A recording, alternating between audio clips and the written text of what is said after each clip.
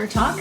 I'm feeling a little bit rusty because it's been about a year and a half maybe since we have put out any episodes of Water Talk, but it is great to be back with Sam and Malika. And today we're going to be talking with Leslie Davenport, who is a friend and colleague of mine who appeared both in my book and who I have participated in a few events with. She has a really, really interesting background, so we'll get into that a little bit with her. But the reason that we wanted to talk with Leslie is that she sort of specializes in what is generally called eco-anxiety, climate anxiety, eco-emotions. There's all sorts of names for this kind of thing these days. And part of what happened when Sam and Malika and I started talking after having taken a bit of a hiatus, and all were in different places, which I'll let everybody talk about, but I'm back home in Arizona. And I've been gone for about 25 years. And I'm not sure what I expected, but certainly the place that I came back to is not the place I left. And it is quite a bit hotter, as people know. Phoenix, I'm not in Phoenix, but is often making the news as sort of the hottest city. And this year, I think, passed 100 days of temperatures above 100 degrees, which was a record of its own kind. So we just started talking about all the changes that we had seen in the places that we have returned to, and thought it might be fun to talk with somebody who really specializes in how to deal with the changes that we're all seeing. So welcome back, Sam and Malika. How are things going with you? For me, I'm doing well. Similarly, I went for almost 6 months back to Mexico City, and I think this conversation came like very natural. That while we were talking, the three of us, about coming back home, then we just start talking about the difference of how climate and the things that we used to do, that now some of those are possible, some of those are not. Going back home in Mexico City, at least a week or 2 weeks, the temperature didn't come down. And it is different because we don't have air conditioning. So basically, it is now a way to go buy some fans and also get used to be hot year round. So for listeners, temperatures, I'm not gonna disclose my age. Now, I was born in the 1980s, and back then, 1980s, 1990s, we never got to above 80, 85 Fahrenheit, so 25, 27 Celsius. We never get above that limit. It was very pleasant to be in Mexico City, where the lowest temperature was, I don't know, 50, 55 Fahrenheit, and the highest 80. And now it's all over the place. We're hitting the 90s. The anxiety, the thing that we are experiencing in our lifetime. I don't know, Malika, what were your feelings going back to Wisconsin?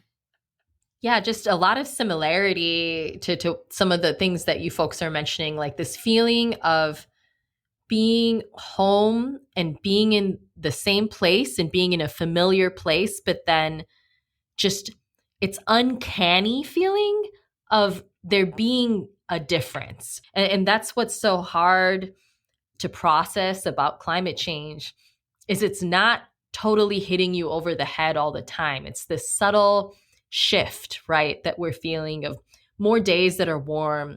I was doing some yard work last week, and it was 90 degrees, or 32 degrees Celsius in the end of September in Wisconsin. And that's supposed to be fall. This is pumpkin spice around here usually. That part of it, and it's not just the one day, right? It's the whole experience of more days like that. They're perks. My tomatoes are still rocking and rolling. I had a great garden year. I didn't think I'd be able to grow like super hot peppers because they take so many days to ripen up, but I have like a ghost pepper plant that's done really, really well. Like it thinks it's in a subtropical place maybe. So I mean, it's not all bad, I guess. Those peppers are really hot though. I don't even know what to do with all of them. But definitely it's helpful to think about this uncanny feeling. And just even when I'm thinking about things like what I want my retirement or senior years to look like, right? Like, how do I want to grow old? Where do I want to grow old? Or talking with my parents who are aging, like this old kind of feeling of like, oh, we could retire and go to this place or that place, or just how you think about places is really changing. And I think that is must be even more pronounced for people who are in younger generations than us. Yeah, it's so interesting how the conversation has shifted from like where are the best places that you could possibly go, to feeling like there kind of aren't any. Like every place just has its trade-offs, and the changes are sort of coming for everyone. So I'm excited though for us to explore this connection between, climate change and mental health and some of the emotions and feelings that we're all going through. So Faith, can you just tell us a little bit about our guest that we are going to speak with today? Sure. I'm definitely going to, let Leslie describe her very sort of long and interesting career, because it's evolved into a bunch of things that on some level people might think don't go together, but psychologists tend to very much focus on sort of the individual experience. And I think that's shifting a bunch in terms of the way that societal issues affect all of us, whether it's politics or climate change. But Leslie is really one of the people who started and wrote a book basically for clinical psychologists about how to interact with their clientele, their patients, about climate change, which just was something that probably the professional community wasn't taking as seriously as folks who wanted a therapist who could kind of help them through that. And so I think it's great that we're going to be able to talk with somebody who really had the foresight to start working on that so early. Yeah, with that, let's go ahead and talk with Leslie.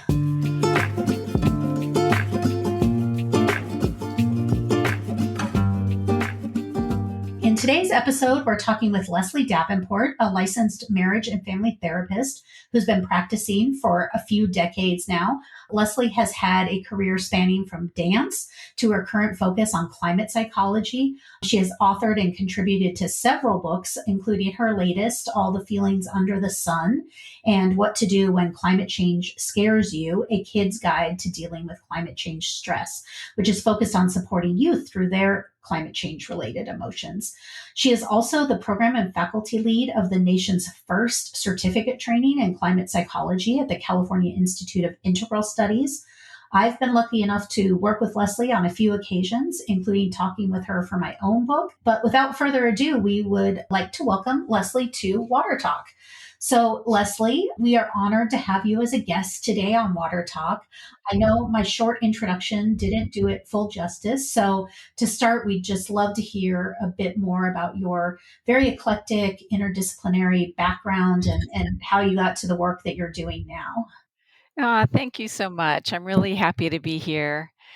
Well, I love that you mentioned I started out in dance because that was my very first venture into a professional role.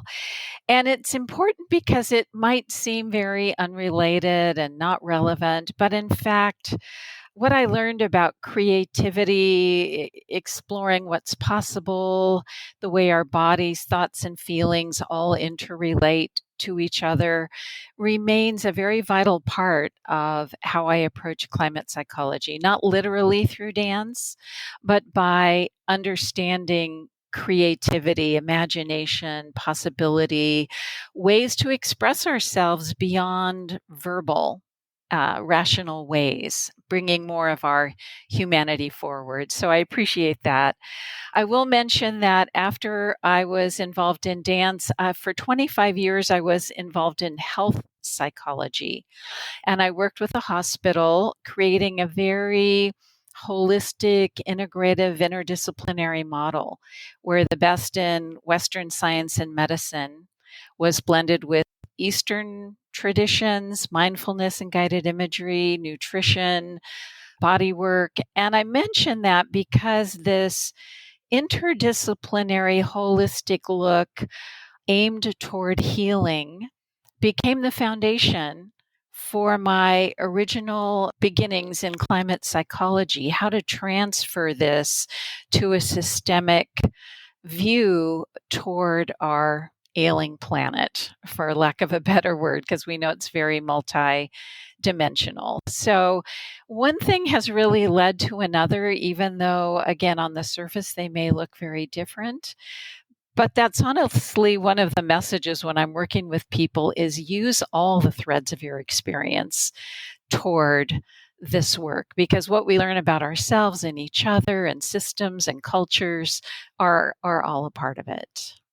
Yeah, thank you so much for that. I want to draw out just maybe two threads, one of which is your work, which to me was very groundbreaking in terms of trying to lay a foundation for practitioners themselves to be able to work with clients, patients around climate change, which is something that a lot of people may not realize has been sort of challenging within the field of psychology. So, can you talk about kind of where you started with that and the book that you wrote and just kind of how that has all evolved? Yes.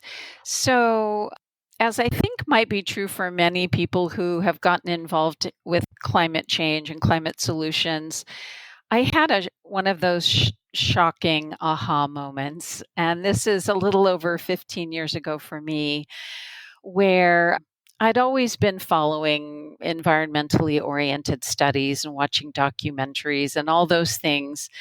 But there came a day when everything I had been learning just kind of coalesced into this shocking realization of the dangerous path that we're all on as it relates to our warming world and the multitude of impacts that are happening now and are going to continue to escalate for at least a time. And I decided when that happened, that where it just went from information to this visceral understanding, that I was going to do everything I could to steer my personal and professional life in that direction. And this was prior to anything like climate psychology being shaped, or even words like eco-anxiety being common.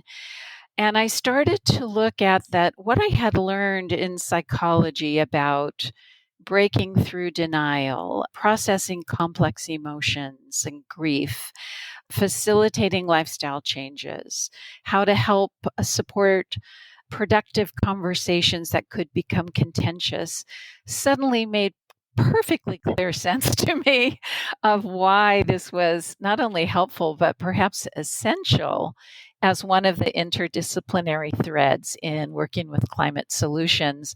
But I hadn't heard anybody else talking about it. So my first effort came through writing the book, which came out in 2017, called Emotional Resiliency in the Era of Climate Change, for the mental health field, to try and get others on board too, going, look, we're equipped with these resources. Let's find a way to join these conversations, be at the table. There's so much we can offer. And that's how I got started.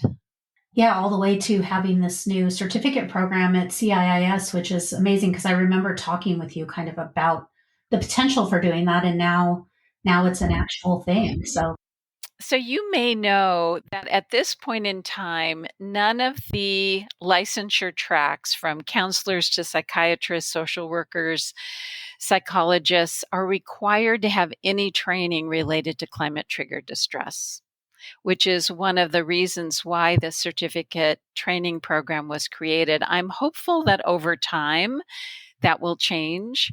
But at this point, if someone comes in with eco-anxiety, eco-grief, it's a little bit of Russian roulette in terms of how prepared and educated the therapist may be, because at this point, they're just a cross-section of the general population. The unfortunate thing that has happened because of this is sometimes clients are sort of blamed in the sense of saying, oh, this is, generalized anxiety. You're making too much out of this, rather than starting with the validation that all these feelings are normal. In fact, they're even healthy because they're an empathetic, attentive response to a really dysfunctional world right now, dysfunctional system, and a painful one. Yeah, I think that's such an important thing to say, that it's, because it can get really overemphasize that somebody's having an irrational response when it's really like what, as we'll get into, I think some of the feelings we're going to talk about are, I think perfectly rational responses to actual things that we're seeing change. And I know, a lot of times, even, during the presidential debate, for example, they kind of raised the issue of climate change as a young person's issue. So I feel like there's just all this weight being sort of put on young people, and they're certainly experiencing it sort of that way. And is that kind of part of why you decided to focus on youth, is just that they really are feeling it, or just to kind of give them tools from the very beginning to help them out? Yes, both. For very good reason. It is the youth, young adults who are experiencing some of the highest levels of distress because just, naturally from a developmental point of view, when we enter our teens, early 20s, it's that future oriented time of where do I want to live? What do I want to do? Will I start a family? And all of that is suddenly feeling very hijacked by climate change and reasonable frustration, anger at future generations that seem to have dropped this in their lap to solve. So there's a very high need there. And as we get more into talking about how to work with the feelings, you're right. The younger that we all learn to do this, to develop emotional resilience, emotional intelligent tools, easier it will be. And I'm a big proponent of bringing this into schools. That's sort of a side of the books that I've written, is getting this material now used in the classroom. Because, and we were saying how therapists aren't well equipped. Well, neither are teachers who are working with these kids. A little bit of the climate science is being introduced into some of the school district, but often not with the emotional support that's needed as this subject comes up. Yeah, well, let's hope that the folks coming up actually do have more access to that social emotional learning. I really am amazed by young people when I interact with them, and they're sort of where I was, by the time I was 35, in terms of being able to deal with some of the emotional material. So I alluded to the fact that, Sam and Malika and I kind of started this conversation based on some of our own experiences. So Malika and I both have moved home. I moved home to Arizona. Malika has moved home to the Great Lakes area / Wisconsin. And Sam was on sabbatical for a lot of last year in where he grew up in Mexico City. And so we sort of just, when we came back together, started talking about all our experiences of being at home again. And a lot of what came up was just how much things have changed. For me in Arizona, it is definitely hotter than it used to be. And I think that was true for Sam and Malika as well. And there are other changes we could get into. But, I'm just wondering, just on a pragmatic level, I know there's the term solastalgia and all these things, but sort of on a pragmatic level, how can we start to adjust to the changes that we're experiencing in places that we sort of thought we knew so well, but they're evolving? Oh boy, you're really getting to the heart of the question here. And I will say there's not an easy answer. In looking toward climate psychology, there's sometimes this underlying message of please give me relief. Please give me the answer out of this emotional distress. And I'm sorry to report that really it's learning the skills to work with it, rather than being able to fully experience relief, because it's how we're programmed as human beings. We talked about these feelings being natural. And when there is the loss of something we love that's valuable to us, which can be the familiarity of an environment, the sense of seasons, places we love, and on it goes, trust in our governments, trust in the future the way it may have felt some years ago, there's a natural grief reaction. And we know that grief isn't also just one feeling like sorrow. There's anger, there's disbelief. Can I talk myself out of this somehow? And it's only in working with these feelings that we start to come a bit to the other side where it feels easier, but that grief is going to be continued to be triggered. Grief is not linear. It kind of is circular. We revisit these feelings, new things trigger it again. So I like to say that it's not so much that we're trying to get rid of certain feelings and only feel the good ones, but that healthy feelings are ones that flow. So that if you are feeling anxious or sorrowful, the way you help them flow is first by acknowledging them, by feeling them, maybe sharing them with a friend, a therapist, writing about it, whatever those tools may be for you. And then they have less of a grasp on us. I'll say for myself, with having been deeply steeped in all of this for a number of years now, I'll, often read about a policy that didn't pass that I was really hoping would, or something like that, or a new report. And I will often just burst into tears. And I will allow myself to do that if I have the time and space to do so. And I'll just kind of ride that wave.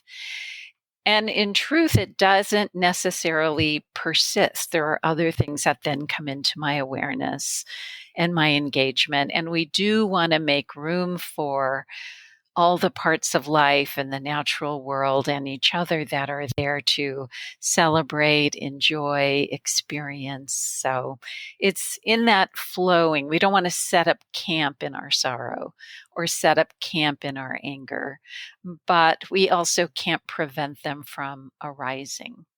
Right. You and I actually met at Renee Lertzman's house during a sort of a salon, I guess, that, she was holding a series of salons for folks who were sort of interested in this topic. And it feels like since that time, that was probably a decade ago. And since that time, it really feels like there's been a pretty emergent, still small, but also this real blossoming of folks, Britt Ray, Sarah Jaquette, a lot of people working on this stuff. So, what has it been like to sort of participate in this growing sort of recognition about the mental health implications of environmental change?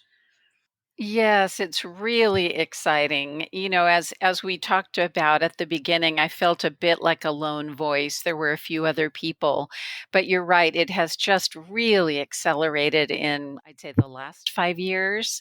And now there is the Climate Psychology Alliance of North America and an international version, as well as the Climate Psychiatry Alliance. And these are networks and coalitions of practitioners wanting to be trained, helping evolve the field, collaborative learning opportunities, starting to articulate the competencies from this as an emerging specialization. And it's just wonderful to see it so flourishing. And I want to mention too, what you're saying about the accessibility of therapy. You know, uh, One of my perspectives is that absolutely every discipline and institution needs to do sort of a reckoning and a reevaluation, including the field of mental health and psychology, especially in that case around accessibility, cost, and so, in the training program at California Institute of Integral Studies, one of the things we promote is something I call guerrilla therapy. And it's the idea like guerrilla gardens, where the community just takes these unused parking lots or empty spaces and helps them flourish with food, with beauty, coming together as a community effort. And I would like to see, and I'm helping to promote sort of a creative brainstorming around how that can happen with therapy. Rather than people having to have insurance and going in this one on one quiet little room, there'll always be a place for that. There's certain types of work that really benefits by that setting. But how can we bring the tools to where people already gather? What if there was this free drop-in session at the YMCA or some other gym where people didn't even know it was happening, but they saw the sign and decided to check it out? Or there were these after-school green clubs for kids, or people were trained to lead a simple resiliency practice, to open a business meeting or a book club. It's not everything has to be done by therapists, but therapists could be part of equipping communities, civic leaders, faith communities to bring some of these tools where people are already gathering. And I'm a huge proponent of that. Yeah, it's been interesting to watch the evolution of sort of people talking about individual therapy to a model. There are people I've seen say that, just in terms of particularly climate change, that, there just aren't enough practitioners, and sort of even just that, the burnout that practitioners themselves have been feeling during COVID and all these different things, that we sort of need to revisit that model of individual therapy, which is super interesting to me because I certainly have benefited from individual therapy and have always found group processes a little hard. I think some people gravitate toward it and some people don't. But in this kind of thing, I think community around it is so, so helpful. And I'm actually getting ready to do a training this week of a bunch of science folks who, want to talk about environmental trauma, both theirs and kind of the communities that they work with. And there is always this sort of second of like, wait, I'm not trained in this, but then you're also like, I'm really trained in the experience of it and kind of trying to work with it and all of that. So it's an uncomfortable but interesting time. Yes. Well, I've experienced the other side of that, of not being formally trained in environmental sciences, but I've really taken up the effort to be very climate literate and to remain climate literate. And so I think it's sort of the flip side of that when it comes to some of the support sides, the emotional support. Yeah, and just even the teaming up too, right? Like I've definitely partnered with mental health practitioners and as sort of the scientist, and yeah, I think that's a super helpful model. So, again, on a sort of just a pragmatic level, digging a little deeper around sort of the youth issue, do you have like practical advice? I mean, about interacting even with sort of, college age students who, are in their maybe 18, 19 years old. Yeah, just how those of us who try to support young folks can help them the most or be supportive. Yes. Well, opening a conversation and keeping it open is one of the best things we can do. Catherine Hayhoe often talks about how talking about climate change is so important. Not, we need the actions too, but it brings it out of the shadows. It's still somewhat disenfranchised, especially climate emotions, to talk about it with friends, with family. And so to say, I feel this too. I'm curious what you're experiencing. I want to know what questions you have. Let's explore this together, and to keep that going. And honestly, that can start at a very young age. It's like when we go with younger kids, it's like any of the scary topics for parents, drugs, sex, death, any of those where it's like, well, I don't want to raise this topic because I'm not sure what to do or how to deal with it. So it's that sense of, let me know what's on your mind. I'm curious too. Let's keep revisiting this, and to listen for the cues that kids bring. Because with climate change, one of the things I've seen happen quite a bit is kids pick up little bits of information that is often out of context and can be more distressing if they don't have an opportunity to talk it through. For example, kids who might hear a news story about a wildfire or a flood and are afraid to go to sleep at night because they don't know that that's happening in a different state. I mean, sometimes it's simple things like that. But if there's already this invitation to conversation, that trust, that this is important, I'm interested in this too, we can figure it out together. then then it can move in whatever direction it needs to move. More information, more emotional support, more involvement in community action as a family. And speaking about as the climate therapist, I mean, we've been talking here about climate change, but water is part of climate change. I've used water as a way to have some relief, going to the ocean during the pandemic to kind of get away of all the things that we were experiencing, or going to a river and walk along the river and have that. But at the same time, sometimes comes the opposite, right? Which is like your favorite river, it went through a fire there, and now you're seeing all the fires and the river that just been now affected by it. The lack of snow or the drought. The drought is always a perennial burden. So, do you have any advice for people who might be feeling some pain around things like environmental grief or some of that? Yes, thank you. It has become more complicated, right? Where nature or the outdoors has been this place of refuge for centuries, right? And now it is compromised in these ways because it's often, as you've stated, a painful reminder of what is happening. So it kind of relates to what we've been talking about before of, moving to this place or visiting this place that has always been home and yet it's not the same anymore. So one of the things I can suggest on a practical level is that it's okay if you're taking this I need to replenish myself self-care kind of break to conscientiously, if it's possible, choose an area that still carries a lot of beauty, ease, comfort. It's not being in denial, it's being intentional, right? Especially if we're involved in this work. That it's really okay and even really important to again enjoy, celebrate, be part of the places we love. It helps fuel us. The love of places is part of what our work is about. And so to be able to enjoy that, to let joy be not get lost in the work that we're doing. One of the things I teach kids and adults is something I call the worry time.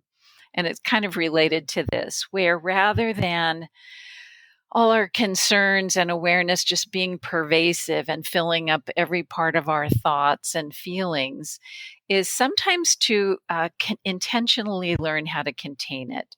So with kids, they learn to pick a time, might be after school from 3 to 3:20.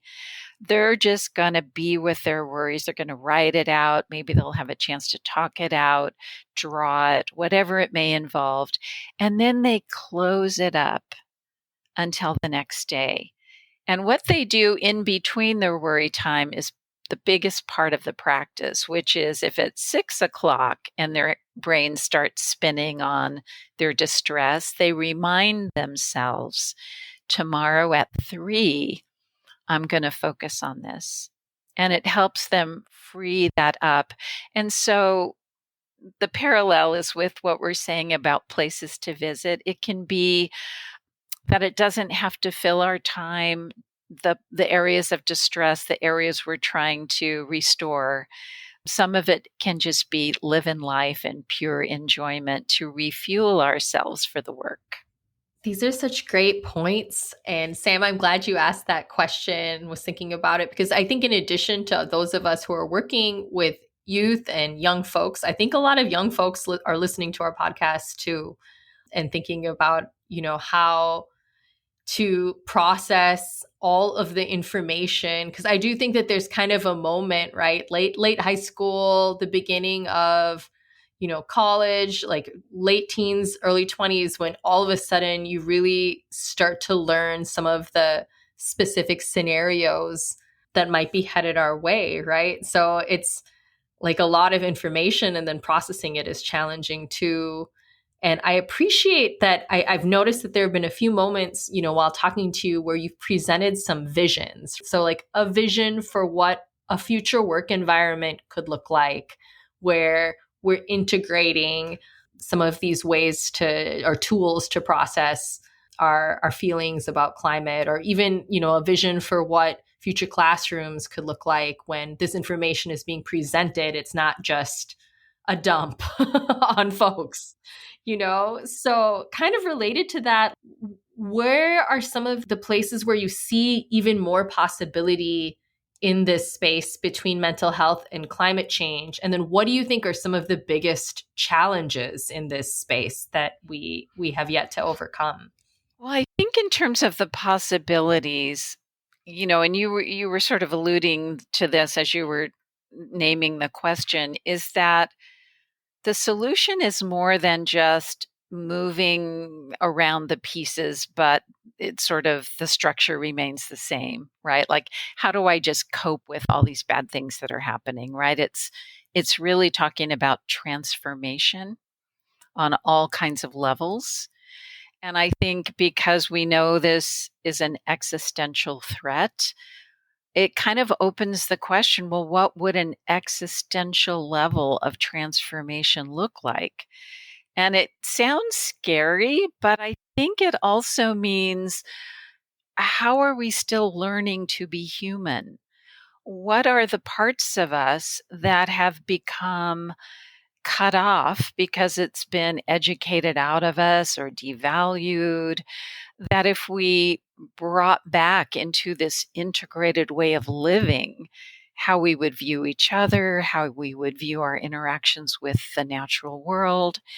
And I mean, we could name a lot of possibilities. I talked about the importance of creativity and imagination, intuition, body-based, somatic knowing, ancestral knowing, collective knowing, visioning for the future.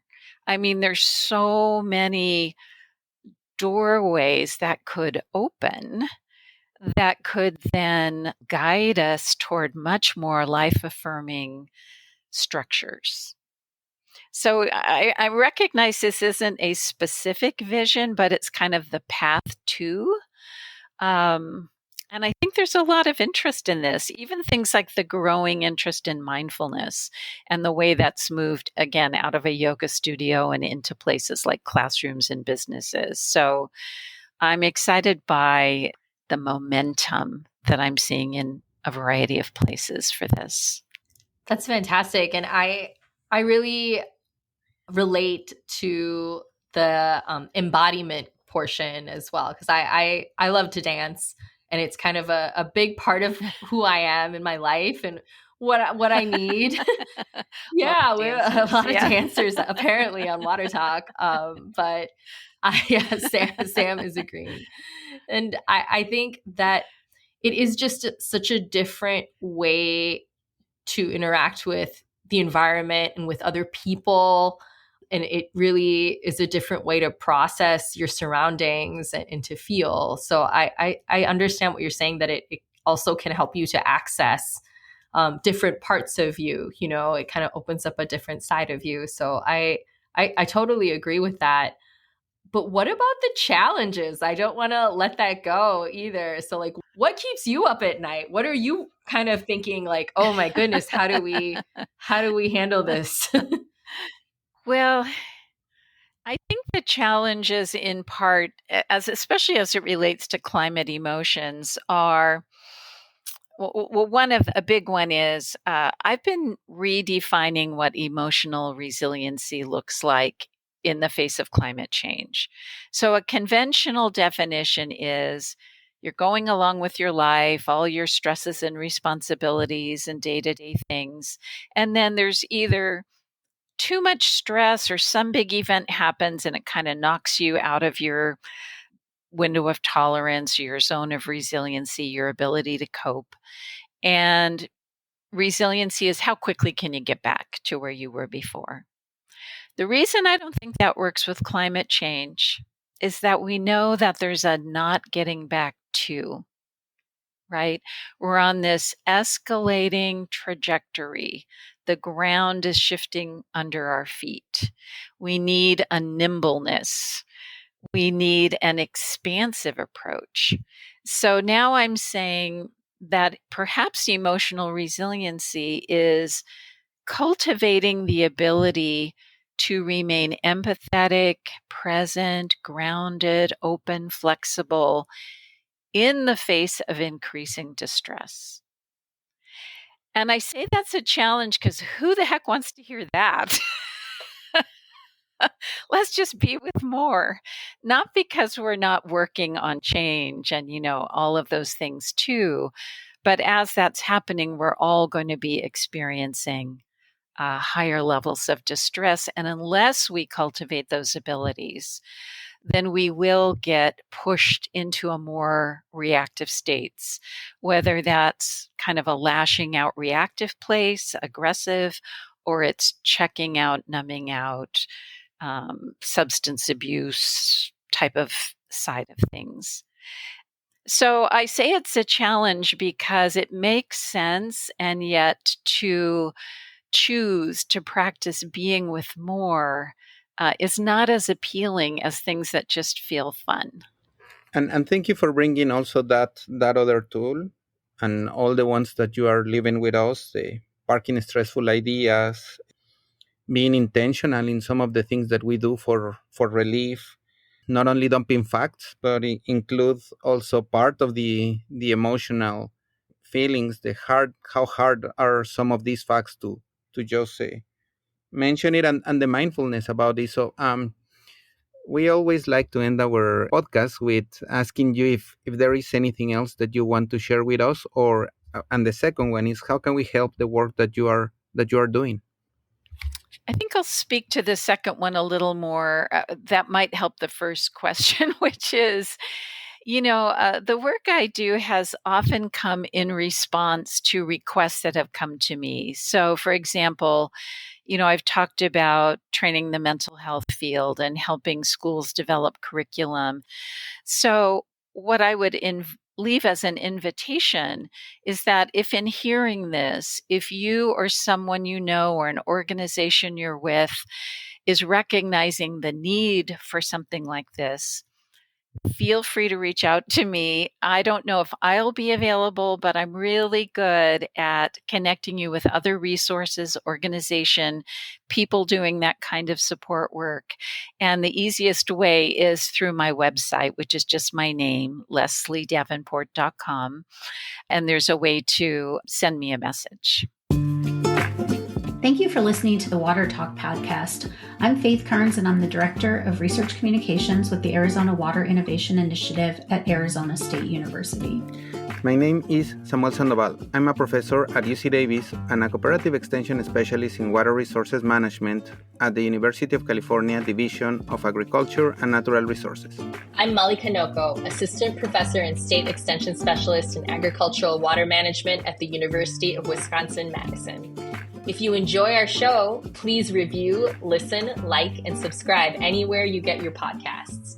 Please find transcripts and additional content at watertalkpodcast.com. Original music by Paloma Herrera Thomas.